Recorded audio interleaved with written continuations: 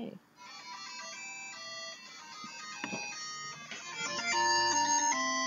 What a great way to start off the stream. My own phone is letting me know I have started the stream. Hold on.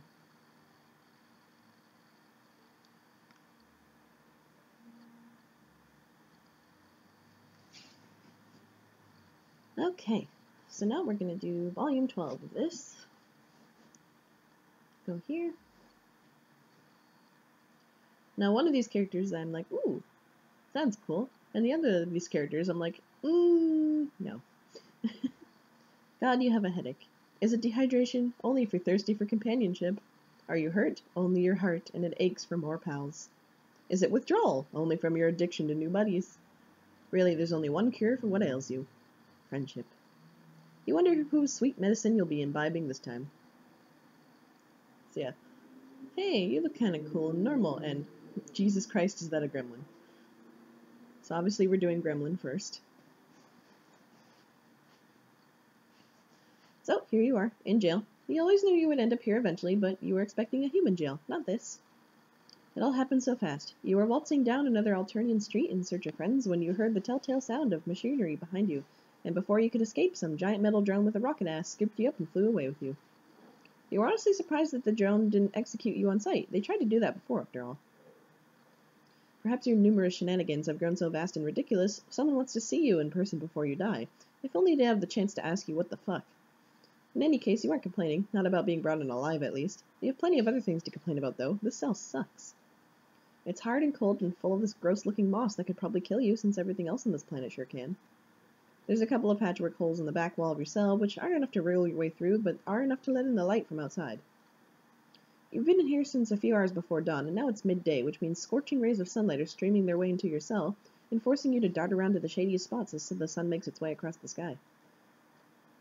And if that weren't enough, it's also hammering rain outside, which really isn't doing much to stimmy the sunlight, and you think the rain might be acidic too? Fun. Intermingled with the rain, you've been hearing some sounds coming from other rooms. Interrogations, maybe? Torture? Whatever it is, you're not a fan. And would somebody please fix the leak in the roof? If you have to listen to one more drop of water exploding onto the floor like a nuclear fucking bomb, your shit is going to take an extended sabbatical from the handle. To conclude, it's not great. You'd like out, right now, preferably. Now? Oh, goddammit, you're hoping that someone would conveniently appear in time with your internal monologue, but no such luck. Okay, woof, there she is. Your new savior is small, probably the smallest troll you've met so far, with the possible exception of Amicia, and she looks about as young as Amicia as well. She's got wild pigtails sprouting from her head and a twitchy look in her eye, like she's gonna start sprinting the second she hears a sound. She opens her cell door with a creak and gestures down the hallway with a quick jerk of her head. Come on, with me now, quickly. Head down. Keep quiet, no asking questions. I headcanon her as having like this like severe like lisp, like she's missing a few teeth, like she's got that young person. Okay. No asking questions. Ask questions. Wait, you have so many questions. Which of your many lovely friends was willing to help you escape? Who is she? What's her deal? How did she know? She shushes you and her eyes narrow into an appraising squint as she looks you over. Not too bright, huh? Figures. Listen, I don't have time to explain it. I'm not putting my neck out any further to harass. So here's what we're gonna do, okay? You're gonna run. Not too far out because you don't want to wind up in undead territory. Stick to the city, find a nice hiding place, and keep your head down. See ya. She rather forcefully stuffs what appears to be a military-grade umbrella into your hands and shoves you out the back door into the rain and sunlight. When you turn to protest, the lock on the door clicks shut and you're stuck outside. What was that she said about undead?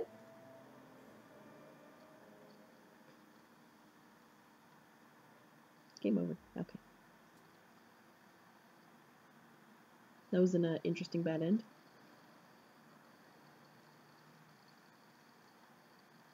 But yeah, my characterization for this character so far is gremlin. She is a gremlin. Follow her. Ah, no. Wait, stop. Oh, turn off the skippy thing. Nope. Okay, goddammit, hold on.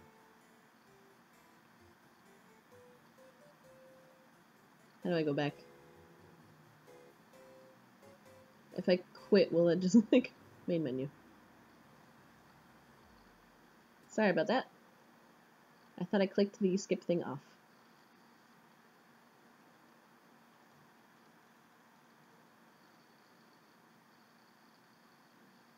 Okay, skip thing on.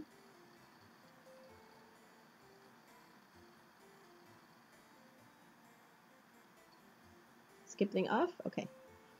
Follow her. You follow her down the hallway, keeping quiet as instructed, even though you have so many questions you want to ask her. Questions like what her name is, or where you are, or why haven't they fixed the fucking leak in the roof? Instead, you just hurry closely behind as she takes you to a stairwell in the back of the building and up multiple flights of stairs. Peeking out the window of each door you pass, you see what seems to be an evidence locker, and then a row of tightly packed cubicles, and then a long, winding hallway. This is where she opens the door and ushers you through.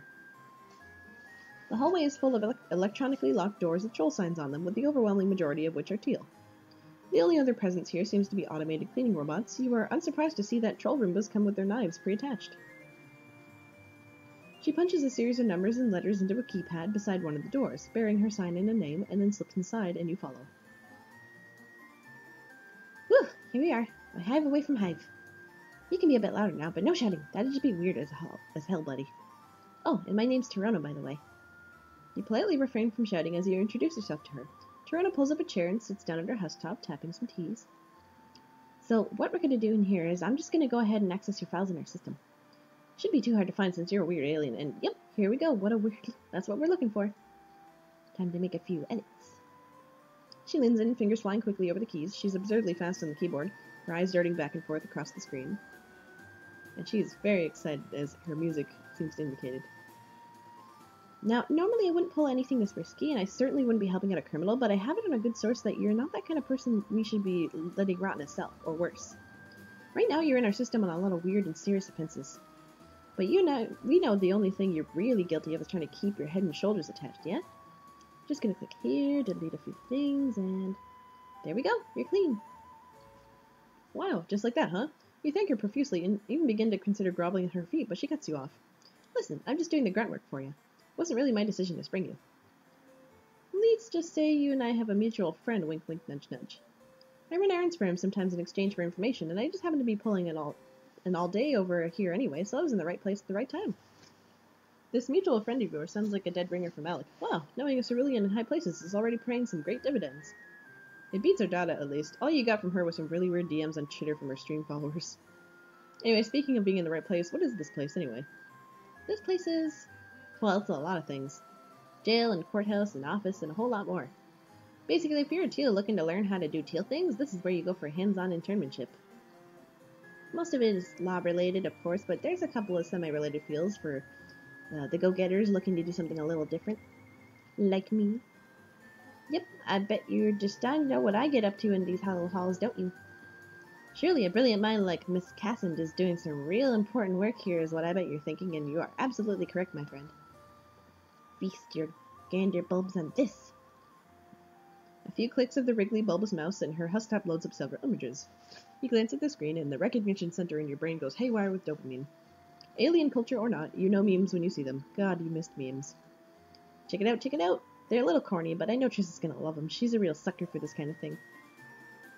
One of them is an image macro featuring Trizza doing her makeup, with the caption, "Triss is so hot, rebels are so not." Another seems to feature troll brains, or at least you hope those are brains, of various sizes and hemocolors. Being a rebel is a small maroon brain, sympathizing with rebels is the medium-sized olive brain, and worshipping Trizza is the giant purple brain. These, these ones will... I was like, what the heck is that word? These ones will be going up on the web soon, but for now I've got plenty of other memes circulating. See, I made a bunch of fake Twitter accounts and got some, techie troll to automate them for me. He was hyped up the excitement of to do some work on Triss's behalf, I'll tell you. Some of these accounts are pretend to be regular trolls, and others are best jokes, nightly, big, funny, relatable laugh humor, you know. They're racking up the followers as we speak. And the point of them is to put these Trizza memes out there.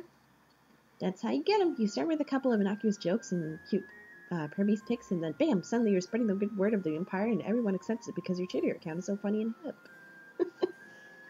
Oh, she's a corporate entity. Lovely. Corporate gremlin. I call it memaganda. It's going to be the next big thing, I tell you. It does seem like a pretty clever way of spreading propaganda. Really effective on today's modern youth. It also deeply unnerves you, but you leave that part out. There's just something wrong about you memes being used for evil. Thank you, thank you. Glad someone appreciates all the hard work I'm doing here instead of just brushing me off. I've had to do a lot of overtime putting up propaganda for the Empire lately. Just between you and me. Although this ain't exactly as much of a secret anymore. There's talks of a rebellion brewing, like a real actual big-scale one, instead of just a bunch of highbloods getting paranoid because a Burgundy look at them funny. It's pretty scary, actually, and I hope it won't get swept up in all of it. Something nasty breaks out. Yeah, this is the vibe you're getting. You're about to ask for more info about this rebellion when she cuts you off and keeps rambling on. Seems like she's got a lot to say. You get the impression that nobody else here listens to her, mostly because she's still so young compared to most of them. But saving you from a jail cell is a good way to get you to pay attention. But here's the thing, despite being a whole lot of potential trouble, this is a great opportunity to show the Empire just how invaluable my skill set will be for them. See, I've got it all planned out. First, I need to prove to Tirza how useful and clever I am and how helpful I can be in her regime. Then when Tirza comes of age, she'll dethrone the current Empress and take her place. Most trolls just love Tirza, and those who don't are gonna get themselves called real quick, so I'm sure she'll have plenty of support when the time comes for their due. Her double 3 E's are just messing me up here. Once she's in full power, I snag myself a nice position as her propaganda minister, and I'm real lucky I can wheedle my way into being assistant to His Honorable Tyranny himself. His Honorable Tyranny? You don't think you've heard of this guy before. You assume he's a particularly high-ranking troll in the legislative process? Oh, no, he's just a fuck-off huge monster who passes judgment on criminals by eating them, or eating anyone who bugs him, really. He presides over particularly noteworthy trials, especially at these extreme court. In retrospect, you should have known. If monsters can be parents, they can surely be judges too, but what exactly is the appeal here? Who wouldn't want a big and handsome and strong enough to devour anyone who annoys you? Who wouldn't want to be big and handsome and strong enough to devour anyone who annoys you? It's the perfect life, I tell you. Fair. Or as it stands, since I can't be him, I can at least be his best buddy and most perfect little helper. And besides, doing all the behind-the-scenes work is a lot safer than trying to actually hunt down or prosecute criminals, I'll tell you that much. I mean, yeah, he might eat me, but that's just a normal workplace safety hazard, really. Nothing I can't handle. She really doesn't have it all planned out, doesn't she? You're impressed. Thank you. But I can't do it all alone. I'm going to need some help along the way from a very talented and clever associate or two. I bet you know who I'm talking about. Her Lucis, her classmates. No, dummy. Sheesh, here, I'm trying to butter you up and it flies right over your think pan. I'm talking about you. I need your help. And I think after bailing you out of that jam, I've earned it, wouldn't you say? The old I rake my claws down your back and you rake yours down mine deal, you know? Troll idioms are still as inscrutable as ever, but you do know a thing or two about claws, and about helping people to earn their good graces. What's she need? You ever hear the old adagi teals talk?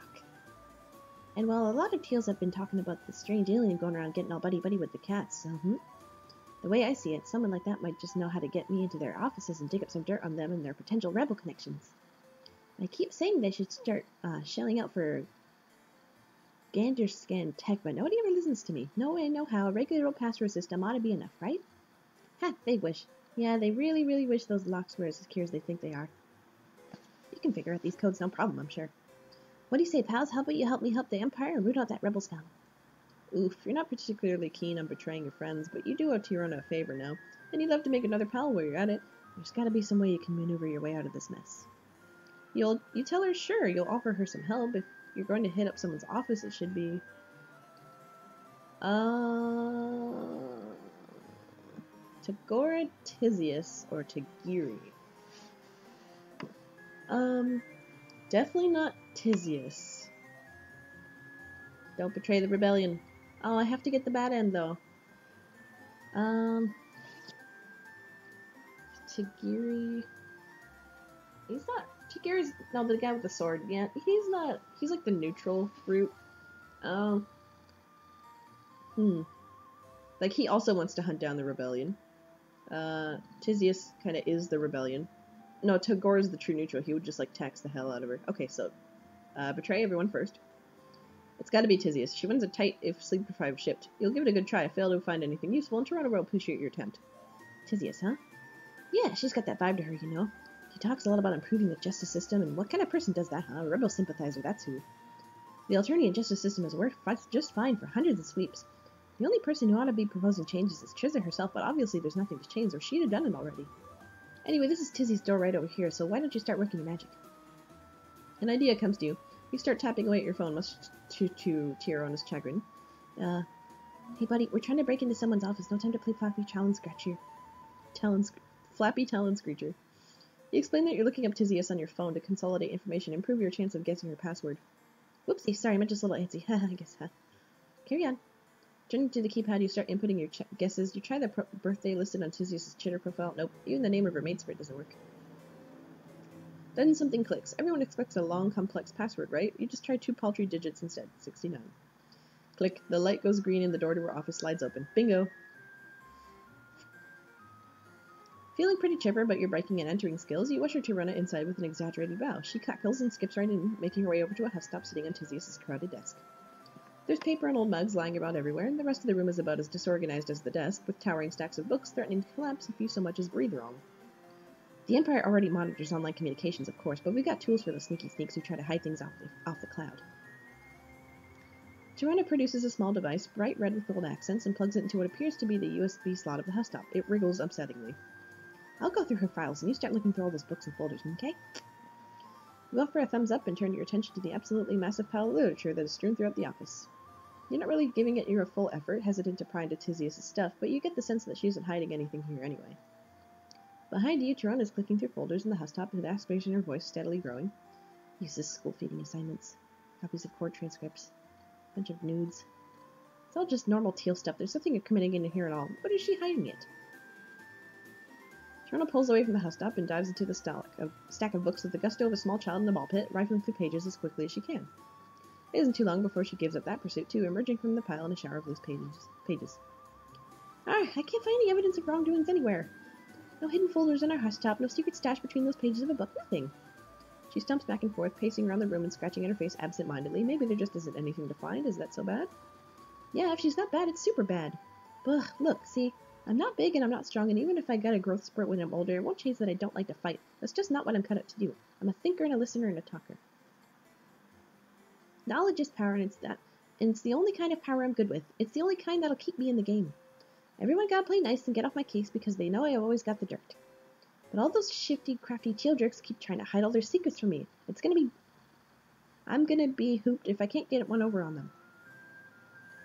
Tirona yanks at her pigtails and slumps down against the wall, looking as frazzled as ever you've seen her. This calls for a pep talk. You sit down across from her and offer a gentle smile. You know where she's coming from. When you came here, you were a mess. You still kind of are. All you had was your guts, your mind, and your goofy charisma. You've been blundering your way across the planet, but somewhere in between all the blundering, you've made friends. You've gained skills. You've figured out how to keep surviving, even when it seemed impossible. And if you can do it, she can too. Sure, she may not be big and strong as she'd like. She won't always win. Sometimes there's going to be days like today where she doesn't succeed. But she's got this spark in her. You can see it. And that tells you she'll be just fine as long as she keeps her head up and tries to hang in there. Tirona perks right up. Your motivational speech game is really on the ball lately. Yeah, you're right. This might have been a bust, but I sure ain't. I've already got all kinds of connections and pals and skills. I mean, the guy I run those errands for, he says I'm one of the smartest and cleverest teals he's ever met, and that I'm really mature for my age. And you never find out what else he says because you're interrupted by the sci-fi whoosh of the office door opening as Tisius steps through. There's a long, awkward pause before she raises an eyebrow at Tirona. Now, just what in the hell are you two doing in my office? Tirona begins a stammering response, but Tisius jerks her head towards the door. Yeah, I'm gonna need you to get out right now. She turns to you. Not you. We need to have a chat. Tirona flashes you a terrified look before scurrying out of the room, door sliding shut behind her. Tisius glances at the door, then pulls you toward the most secluded corner of the room where books are piled so high they practically reach the ceiling. She speaks in a low, hushed whisper. A good idea, because you bet a full buck or two that Tirona's listening outside the door. Hey, so that was some good thinking, texting me as soon as you got your palm husk back. You shrug humbly. You're getting good at leveraging your bountiful stockade of friends. This was the good route the whole time. Oh, no. Okay, well, go back and do the bad routes. I wonder what she thinks I'm going to do to you. There's a lot of rumors about me. Most of them untrue. But when you look as tired as I do every day, trolls whisper. She chuckles slightly and takes a sip of water before sighing. I can't believe she thought I'd ever be dumb enough to keep incriminating documents in my office. She must be getting real desperate to prove herself. This is exactly my point about how fucked up it is here. Everyone trying to climb over each other out of the muck and pull the rest down like shell scuttlers in a seafood storage device. Poor girl. She thinks she's got everyone in the palm of her hand, but she's being played as much as any of the rest of us schmucks. Another sigh. You feel like sighing might as well be Tisius' second quirk. But you've already heard enough from me about all that. We'll pretend I chewed you the fuck out or something. I need to reorganize all this shit now that she ruined my old system. Our office looks far better organized than it did when you walked in, actually, but you're not about to split hairs over it when Tizzy has just bailed you out of a potential disaster. You thank her, giving her a quick hug, and then slip out of the office. Tirona nearly falls over herself, stumbling away from the door where she was clearly trying to listen in. Whoa, you're here, and still alive, and in one piece. That must have been a real close one. You know what she does to people who cross her, right? Well, I'll give you a hint, pal. It starts with disembowelment and it only gets worse from there. Uh-huh. How'd you make it out? Oh, you know, talking your way out of a jam, it's a total breeze. Tirona seems starry-eyed and impressed.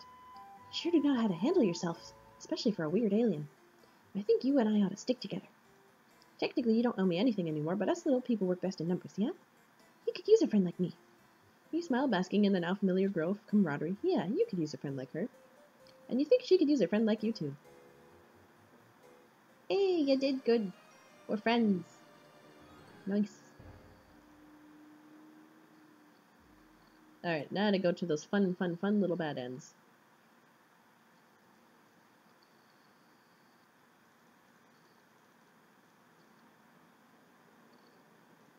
Do-do-do. Follow.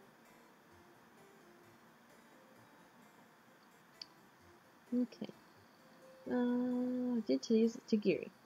After mulling it over for a while, you decide Tagiri is the safest choice. Sure, he's the guy with the sword, but he's also by far the least likely to harbor rebel sympathies, so you won't be getting anyone in trouble here. Yeah, Tagiri, now that's an interesting choice, I'll tell you what. He's always sucking up to the purples and trying to make himself look all cool and knowledgeable about law stuff. So you'd think he'd be clean, but maybe he makes just all front. I'm working on a video about rebel sympathizers right now, actually, and that's one of my big bold points that I go over, how sometimes the guy trying too hard to look like he's on the level is actually as far off the level as it gets. So yeah, let's see what this guy's hiding, why don't we? Moseying over onto his door, you consider the keypad. This shouldn't be a hard password to guess. It's gotta be the name of one of his favorite animes, right? You punch one in and nope, a buzzer sounds. You try another, not up, but to your light, the door clicks and begins to slide open after the third anime title. You glance over your shoulder to see Tirona beaming at you from right behind you, then turn back to the door and yikes! A katana comes swinging out towards you on a wire, and you narrowly dive out of the way before it connects, crashing to the floor in the process.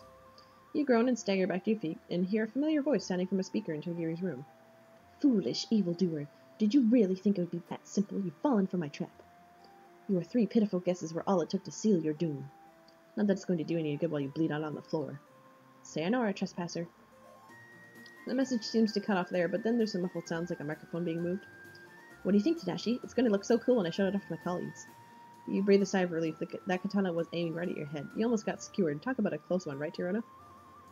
Tirona? Oh god, I killed her! Jesus Christ. Oh, fuck. I think that's the first, bad end where, like, the troll actually dies. Oops. Okay, then Tagora.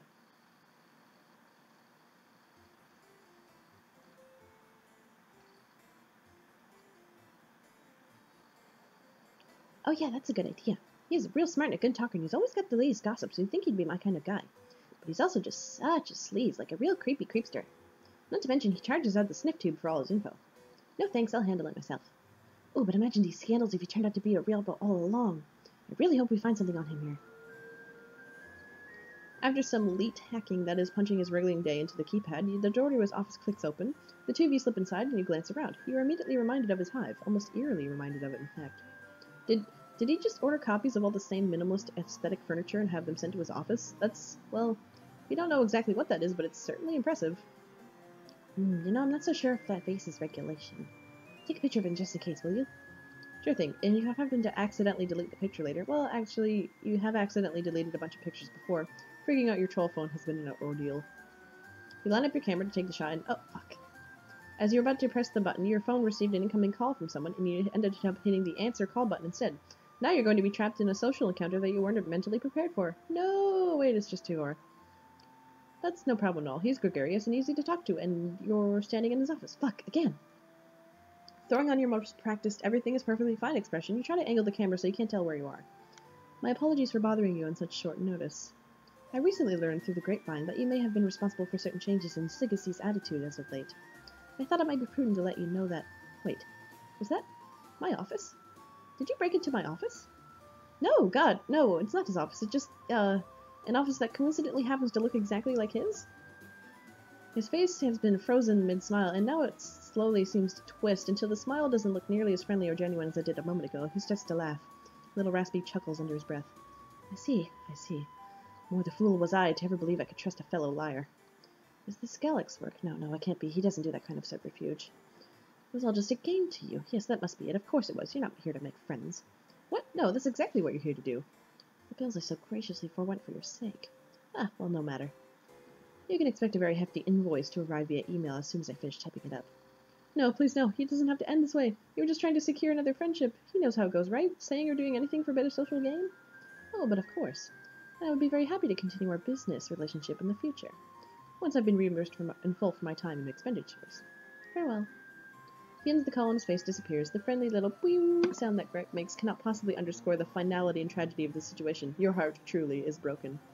But hey, at least you can trade one friend for another, right? Now that she's seen what you're willing to sacrifice for her, surely Tirona will. Tirona? Ah, shit, at some point while you're distracted, she made a break for it. Now you're left with a knot but a hefty find and an ache in your chest where friendship used to be. Game over. Got a bill. Okay. Classpect of the little gremlin. She is a heart player. And she's really, really, really concerned with finding out the inner workings of other people, but just sort of like small and inexperienced and like very like overconfident that she can do the thing. She's probably a page. I'm almost certain she's a page. That's the feeling I'm getting from her right now, Page of Heart. Because she does have that sort of attitude of like, yeah, I got this, I totally got this, I don't have this. And like, she's not faking confidence per se, but she is faking that like, how much she, like, to her it's not faking. She totally thinks that she's got this whole thing down pat, but then like, people on the outside looking in are just like, pats on the head. It's okay. Small little troll girl. Okay. So she's probably a Page of Heart. That's what I'm kind of certain of. Okay. Next.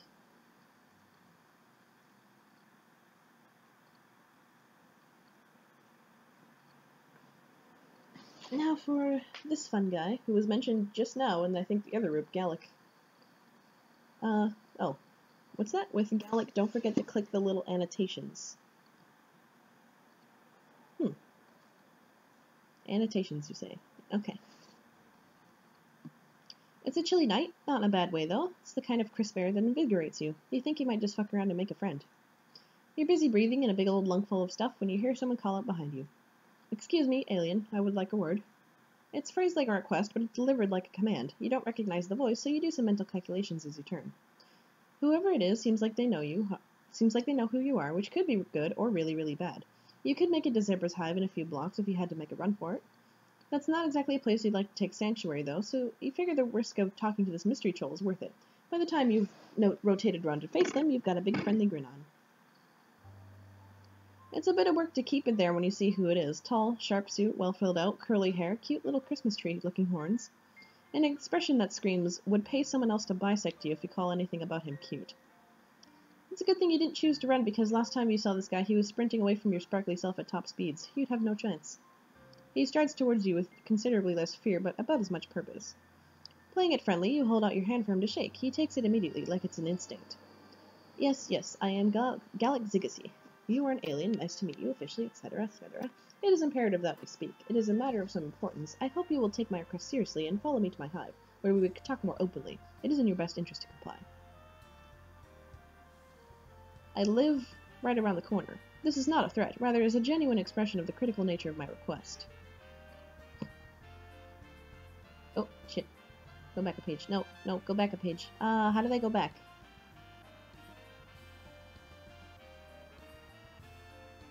Shoot. How do I go back a page? I forget how to do that. It used to be just clicking on the one side, but now that seems to be pushing it forward as well.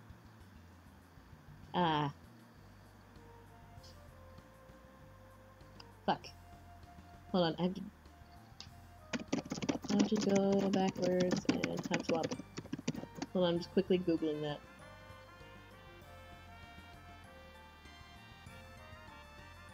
Go back a page.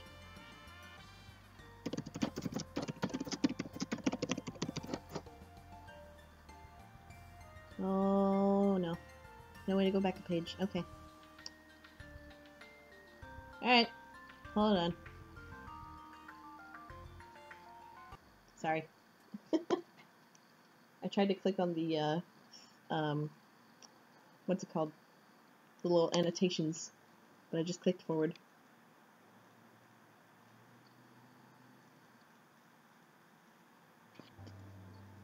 He has a fun little theme, though.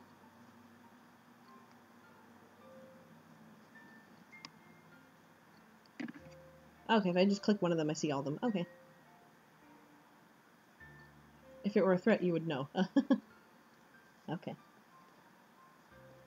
Wow, okay, we got a wordy motherfucker over here, huh? A short and sweet, hey, let's hang out would have worked to find on your friend thirsty self, but that's fine.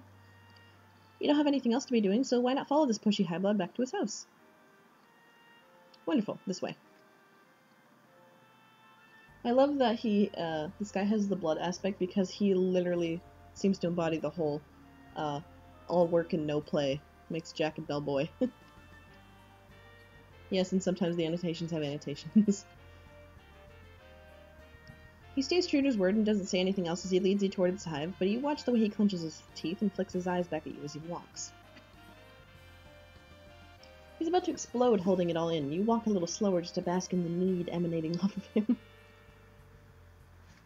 Still dizzy with the feeling of having your presence wanted so badly, you trip a bit heading up a wide flight of stairs. And there are a lot of them. Jesus, he could have warned you at least. You look up as you pull yourself up to your feet. The stairs lead up to an old stone building, covered with ivy that creeps around some pointy-topped windows and up to the tops of the turrets. It looks like the kind of place a crusty old professor might walk out of, followed by a flock of khaki-clad rich boys. The door opens with a creak. You do not hear anyone debating with the difference between a movie and a film in there, but you do hear bleeding? Sounds reasonable. It was sheep, Lucis. Once inside, Galekh beckons you through the foyer and into another room, this time unlatching what looks like a very tall metal baby gate to let you both in. He checks the latch twice after he shuts it, then gestures to a pair of studded high-back chairs on either side of a fire. Please, take a seat. I will make us some coffee. You will not have had any like this before, as the taste is drastically different from the slop you get from a public coffee shop. Carefully click annotations. It is possible your palate is not experienced enough to tell the difference, but I can walk you through the simpler points. You do take the seat, and you look around while he fucks with an antique espresso machine. He has a desk covered in papers, open books, and a typewriter, and along the walls there are bookshelves leading up to a vaulted ceiling. Everything has an air of purposeful messiness to it, like he pulled some of his cooler titles to leave lying around for you to see. How flattering. He mentioned that this be one of those personal jerk-off book hives Tizius was talking about. Excuse me? Never mind. You clear your throat and ask him what he wanted to talk about. He hands you a cup and sits down in the other chair. Of course, I just wanted to clear up a misunderstanding between us. You might be under the false impression that I am uninformed re the attributes of rainbow drinkers. You may even think that you successfully fooled me into thinking you were one yourself when we first met. I had not previously encountered one in real life, nor had I ever seen an alien for that matter. Furthermore, when I saw you before, you were in the company of one Tagora Gorjek. I was making the most reasonable assumption possible given the information I had available, if it makes complete sense if you think about it. Specifically, you're misunderstanding me. I have spent considerable time in the interim researching you, of course, which is why I was able to track you down so easily. Rainbow fucker extraordinaire. He wishes.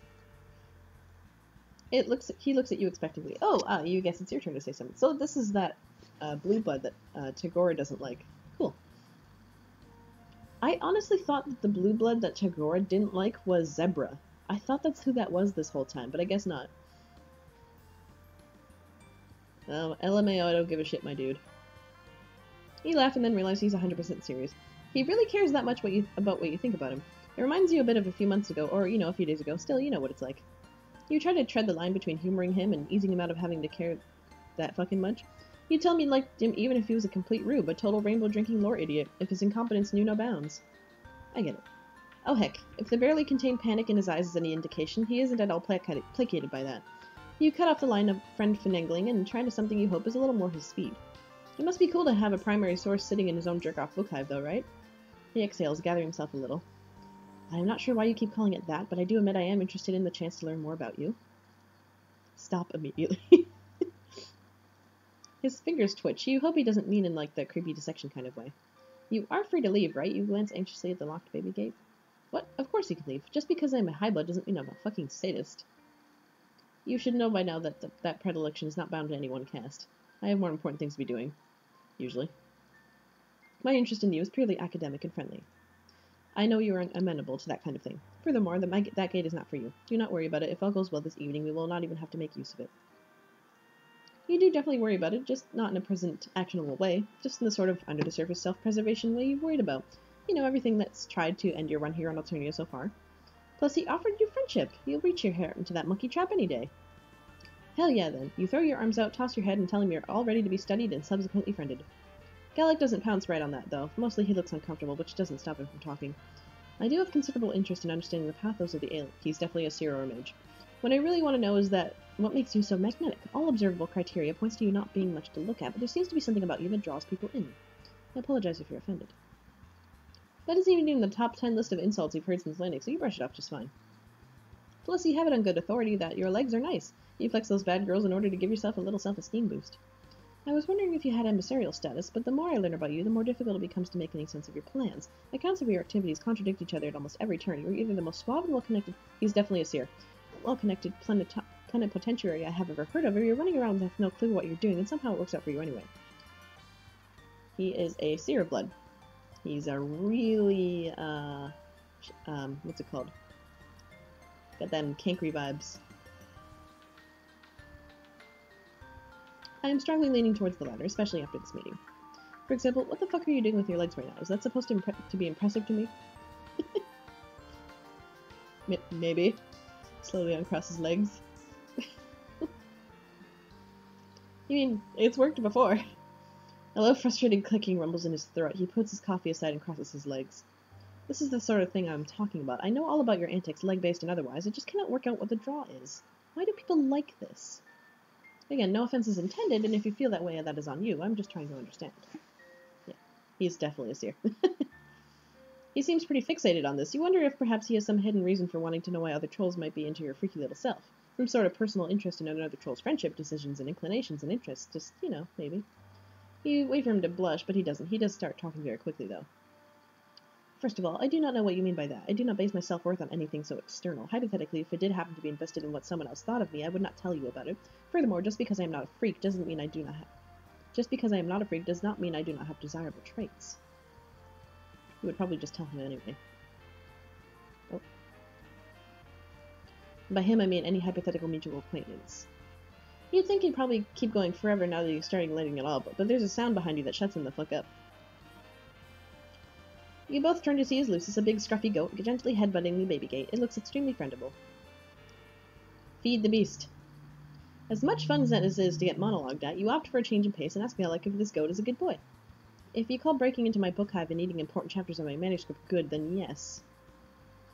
He's the best. It's in the pre-novel phase, if you were wondering. It's more of an experimental word rumpus.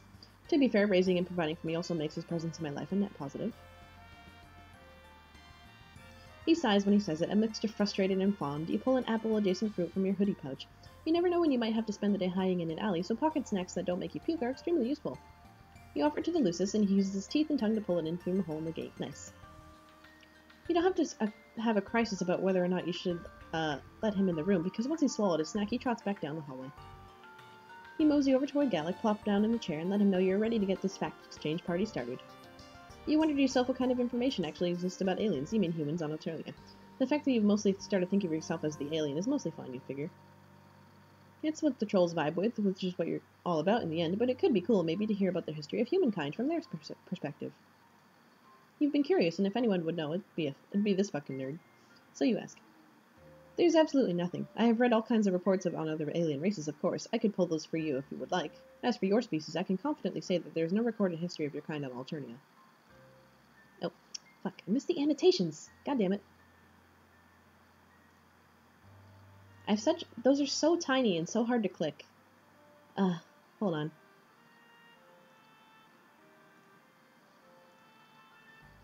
Yes, I'm going to do this every time I miss those annotations. I'm extremely thorough. But good thing they're skipping.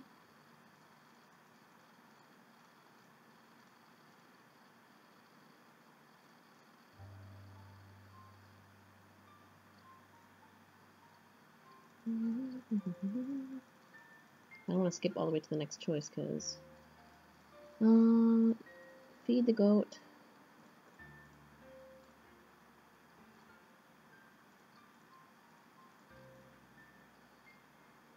These are so hard to click. If what you were after are the bloody accounts of the destruction of entire species or painstakingly detailed logbooks of resources taken from various planetary systems by our forces, if it existed, I would know about it. The economics involved would probably go over your neck bone. Does that stay up there for annotations? I can just block out his face. Oh, wow. So you're the first of your kind to visit, huh? You flex again and brag that maybe that's the secret to why everyone is so hot for your friendship, but even Galekh can tell you're not really feeling it. If you say so, are you some kind of high-blood equivalent back home? Is that why you're so friendable here? What is your planet's system of government, and where do you fit into it? What are your main off-world exports? What were some defining moments in your species' development? Have you formed any bonds here that you would say fit your planet's equivalent of the quadrant system? Supposedly friendable. I have yet to feel the impulse. If so, with whom? You're not ready to take this space SAT. You're too busy trying to sort through the idea that you are the literal only option for him to learn any of this shit. The only one of your kind around. You feel like the frame surrounding your life has shifted, like everything around you zoomed out to the widest angle, with you a tiny speck in the corner, invisible to the naked eye. Ooh, maybe you should sit down. Ah, fuck, you're already sitting down. Maybe you should lie down. You crawl onto the floor, which Galekh probably won't like, but you're too busy having an existential crisis to care. Goddammit, that's a lie too. You definitely still care what he thinks about you. It isn't the first time you felt overwhelmed by your situation since you landed. It isn't even the 100th, honestly. It's just that you kind of always had a back pocket assumption that there'd be some way out of this. Sure, you're having fun making friends and allies, assembling a new wardrobe, and picking up weird survival skills. It just hadn't quite hit you that this might all be that was left for you, for real. Is this floor wriggling another alien friendship ritual I just do not grasp the allure of, or are you spontaneously suffering? Please stop whatever this is. Careful clicks. I'm not sure how I'm supposed to tell the difference. I wonder if, like, there's an easier way to do that. Like, can I click the number 1? Would the number 1 work? No. You want to answer him, but words feel so far away in this moment. You try to call up how you crashed or what they asked you were doing in a spaceship to begin with. Are you even a certified astronaut? Do you even have an advanced degree? Do you have hands? Your vision blurs and you feel queasy. You need air, a lot of it. You run towards the closest available source, a wide window. Defenestrating yourself is maybe not the best option, but it is the one you are currently the most emotionally attuned to, so that is what the fuck you do. Luckily, the panes of the window open like French doors, and you're still out on the first floor. You spill it without breaking any glass or limbs. Behind you, Galekh hollers. It still feels nice outside. You lay there and breathe in and out and try to pull your shit together. From your prone position, you can see Galekh put one leg up over the windowsill, shake his head, and then pull it back and turn away. He certainly looks fit enough to be able to manage that leap, but of course that he wouldn't bother.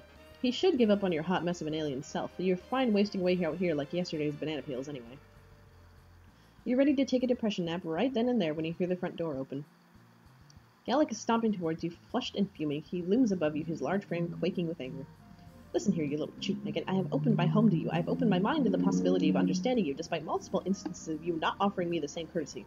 I only wanted to correct your misconceptions about me and to have a chance to exchange some cultural understanding. You have to be the worst ambassador I've ever heard of. No, you sit up and promise that he's been great, the best and smartest friend you've made yet. A great host, excellent even. It's not his fault you're not clicking with like you do with other people. If that were true, why would you spend this entire visit acting like a fresh-hatched idiot? At this point, I have to conclude that you are mocking me and my genuine interest in you. There is no other explanation for your behavior.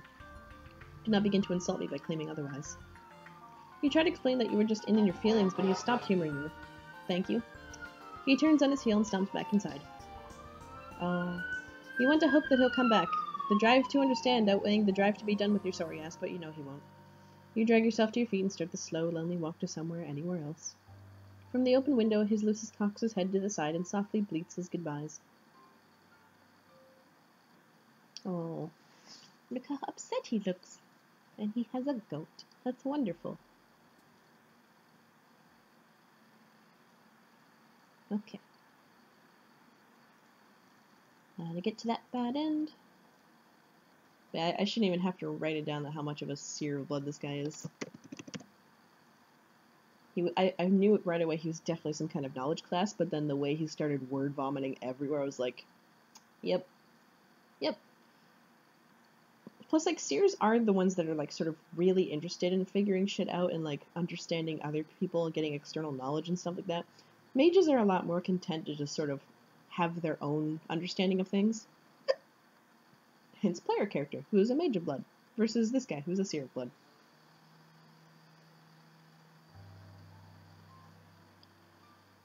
So... is that, all?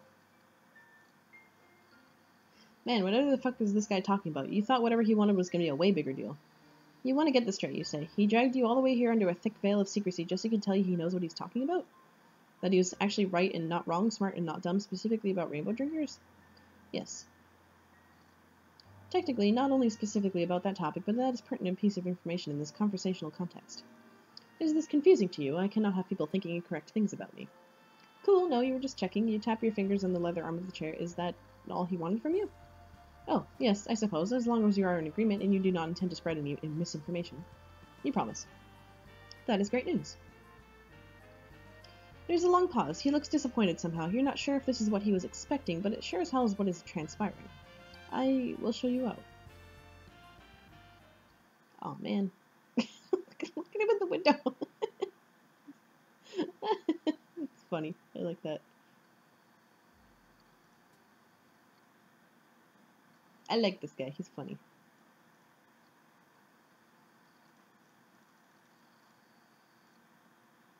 Okay.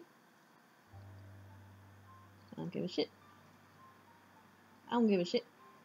Stay on topic. Please ignore him. He just wants to get in here and cause problems. He will wander away in a minute. You think hard to yourself about this. You really want to go pet the big goat dad, but you want to dish out this guy's love life even more. You've heard some about the situation from the other side, of course, but you really shouldn't let Galekh know that Tagora tells you about their tentative and awkward pitches flirtation, unless you know it helps you get more friends. No, you slap your own cheek to snap yourself up, but no secret spilling. Galekh leans away from you against the back of his chair. Fuck, you are really not doing anything to change my impression of you. You have an idea, so you cut him off before he can monologue you to death. You tell him that it sounds like you like what's really bothering. You tell him that it sounds to you like what's really bothering him, a regular and non-freaky guy, is that he's jealous of your free-spirited friend ability. He wants what you've got. He glares at you, his breathing quickening. Ooh yeah, hit a nerve. I do not want anything of yours. What is it you mean by that, though? What is it exactly that you have got? He is not... never mind. Redact that. I reiterate my previous non-covetous stance. Interrupting him has worked pretty well so far, so you try it again. Let's cut the shit, you say. There's no reason for me to hide anything from you. First of all, you already promised to like him no matter what. Secondly, you know what it's like to want to impress someone. And finally, you know all about how to be a huge motherfucking weirdo. So why doesn't he let you show him how to walk on the wild side? He can take a few pointers from Alternia's biggest freak. You can see the ensuing makeover montage already, and you start bouncing a bit in your seat. I have zero interest in... Okay, that won't do. You try one more tactic, telling him you guess he just doesn't mind not knowing shit about how to be a freak. Old Galekh, though, I'll say, smart at how to be boring, and a real big dumbass about weird stuff. I see what you were doing. It stands to reason that allowing you to broaden my horizons with your alien ways will only serve to increase my cultural competence. Unfortunately for me, it will absolutely work. Great, so what'll it be? Shopping for a new, more casual suit, or something wilder? Spicy undergarments, dyeing your hair, other weirder body mod. Galekh's eyebrows shoot up. That last one sounds interesting. Wow, he's really ready to go whole ass, huh? You weren't expecting that from this guy, but you guess maybe he was waiting for an excuse to try something. That, or he really can't deal with not being Alternia's biggest obnoxious know-it-all. Go big or get cold, as they say. Damn, that probably is what they say. Anyway, you can't wait to get the show on the road. You tell him you even know a guy that can probably help him out. Will he be discreet? I'm willing to leap into this, but I do need to protect my privacy, of course. Oh, for sure. I mean, like, probably. His brow furrows, either your continued interruption or your hesitance, so you waste no more time and whip out your palm husk.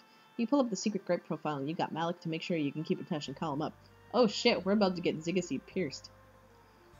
What's up, rubber buddy? You get right to it and tell him how you made a new friend who's looking to get a new hole put in him. Behind you, you hear Galekh choke on his coffee. Artistically, an aesthetic hole. Galekh shrugs weakly, his eyes still wide. Or something similar. Hell yeah. Anything for you, bud. Malik's eyes dart from your face to the room behind you. You're not sure how much you can see through the screen, though. My gear is easy to pack, so I'll be over soon. I'll bring options. You start to give him directions, but he stops you. Don't worry, I know exactly where you are. Your palm husk is... low-jacked? Figured you'd be cool with that. See you soon. Malik hangs up and you grin at Galekh to reassure him. This seems like a manageable situation. He offers you more coffee, which you take because you are a polite guest. Galekh starts ideating in a small leather-bound notebook, so you mostly watch, listen to him explain the brainstorming process, take sips, and wish the goat would come back. Eventually, you hear soft footsteps approaching. Galekh jumps when Malik opens the baby gate. How did you get in the front door? I hacked it. Galekh's mouth opens and shuts for a few times, his eyes dart between your and Malik's matching hoodies. Just kidding. Your operation is pretty low-tech for an indigo, unfortunately. Your Lucis let me in. Anyway, I'm Malik. And from behind him, a proud bleeding. Hell yes. Galekh looks around and wrings his hands. There's a lot going on all of a sudden. He points to you. You, alien, hold on to my Lucis. He cannot be unsupervised from here. He will eat everything. As for you, Malik, hello, my name is Galekh Xigisi. Welcome to my hive. Things are not typically so hectic in here. I apologize. That is no problem. I hear you want to get freaky. Galekh tugs at the bottom of his suit jacket, straightening it reflexively. Poor dude. You want to tell him you're proud of him going so far out of his depth, but he seems to be holding his own here. This is great. I like this so much. Plus, the old goat really wants to make a snack out of some old paperbacks, so you take your job seriously and hold on tight to his neck. Yes, that is correct. I hear you have the tools to help me achieve this. I am open to a wide range of modifications. My notebook has some sketches. I will need to be able to hide it easily under clothing, however. Look at only the last 6 pages. Flip to an unauthorized section and you will lose the privilege of using your eyes ever again. You want to dutifully look and not touch too, but wrangling a big goat is a full-time job. Malik holds up the notebook for you to both see. Wow, Galekh's not a bad artist, actually. Still, you have to kind of turn your head and squint to make out what is going on in a couple of sketches. You guess there are still a few surprises left for you in the brave new world of troll anatomy, huh? You point to the sketch you like best with one hand as you scramble to keep a hold of the fistful of wiggly loose fur with the other. Yeah, I can work with that. Hell yeah, button up, give some layers off. Galekh flicks his eyes up to you and you give him a big supportive thumbs up. You politely look away when he starts taking off his jacket. Instead, you focus on your job, and oh, you have some pocket snacks! You pull out the mostly not bruised fruit and offer it to Galekh's Lucis. He chomps it up readily and calms down a bit. Geez, can't Galekh afford food for this guy? He eats plenty. He's only being dramatic. Galekh doesn't take off his undershirt, but he does roll up the bottom of it before leaning his forearms against the back of one of the chairs, exposing the broad palette of his hips and back. That design does capture an ineffable facet of my core self. Get going on it. I assume I do not need to spell out any potential consequences if you stray from the artistic vision, correct? Before I change my mind. Galekh rolls his eyes and pulls out a tattoo gun. It looks mostly how they do on Earth, but with a strip of greenish, almost biological light. Don't worry about your blood color, it's crystal clear. Galekh winces at the first press of the gun to his skin, or maybe it's lasers. There's a glow happening back there. With the Lucis sated, you're free to see what's going on, so you climb into the chair Galekh's leaning against the back of and peek over to watch. So what's the deal with this anyway? Tattoos don't seem much like your vibe. There's no specific reason. I'm simply fleshing out my worldly experiences, attaining visceral knowledge of a new kind. Intense physical pain, for one, though I am able to bear it. He's checking off something from his bucket list you're helpfully at. Galekh flushes bright blue and jerks backwards, screeching like you haven't heard since you first met and traumatized him. Oh boy, you have no idea how, but that was apparently extremely the wrong thing to say. Watch it. You're gonna make me fuck up your ineffable vision. No need to flip your think pan. Gotta do what it takes to find a bucket, buddy. I've been there. Galekh stares decidedly in the middle distance as he breathes and positions himself against the chair. That is extreme. Oh, I just realized what he meant by bucket list. That is extremely not what this is about. I am perfectly capable of fulfilling my propagational duties. This is not a thing I have to do. It is a thing I want to do. If it happens to be spark interest, so be it. I cannot say that word. Thank you very much for your vote of confidence. There's a significant semantic difference here, or deeper conversational interest. Yeah, whatever, I don't judge. You only have the barest grasp on what they're discussing here, but things are starting to click into place. You don't want to embarrass your potential new friend by calling him out on his crush even further, or by implying he can't find anyone to fill a quadrant with. You tell Malik that Galekh is making his decisions based on his own personally emotional self-educating journey, and that's all. Yes, that is the heart of it, exactly. Thank you. Galekh smiles at you, and it's crooked and stiff on his face like he hadn't expected to put it there. You smile back and place your hand on top of his, white-knuckled against the back of the chair. He winces in pain only once more before Malik steps back, tilting his head to admire his handiwork. That'll do it. Galekh rolls his shoulders and twists his body around to check his new ink. Satisfied, he turns to extend his hand to Malik. He can look at his own back. Or I guess, how low did it go? Did you get a tramp stamp? That's hilarious. Thank you so much for your time on such short notice. Would you like to stay too? Malik shakes his hand, but cuts him off there. No thanks, I'm not much for the after party. See you around, Robobud. Nice to tat you, button up. He tosses the gear back in his bag and nods at you both. On his way out, he pats the goat's head, now placid. One new friend is enough for one day, I suppose. Thank you for encouraging me to try something new. It's quite a rush, isn't it? I still do not completely understand you, but your penchant for flinging yourself wholeheartedly into precarious situations is fascinating. That is what you do best. You grin uncontrollably at the compliment. I might try employing that tactic a bit more in my daily life if it will lead to newer, deeper grasp of the control condition. As such, I have 2 confessions for you.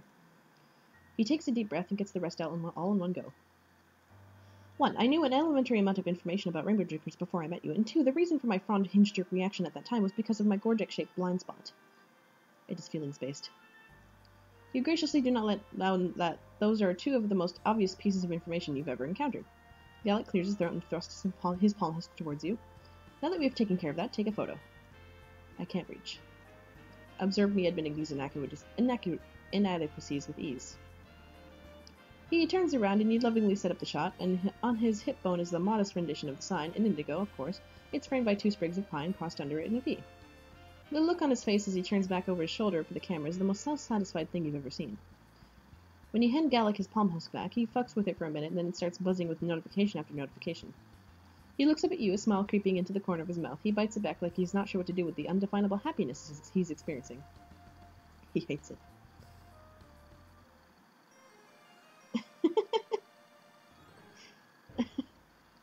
Alright, this is great. I like this guy. That's so funny. So, I'm not sure if I missed one more route of his. I'm just gonna quickly... Is there another one after Feed the Goat? I can't remember.